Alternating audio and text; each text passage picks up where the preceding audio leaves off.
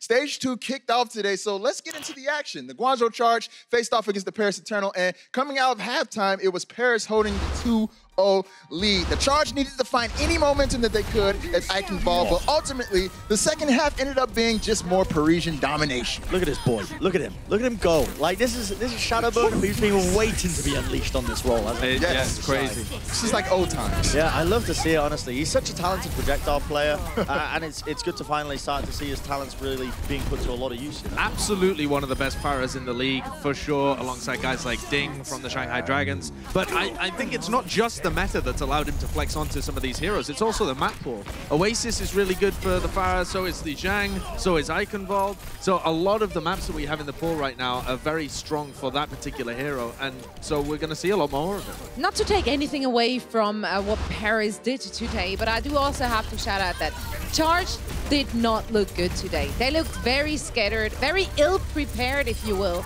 And I was a little bit disappointed. They had a severe lack of coordination on more than one occasion.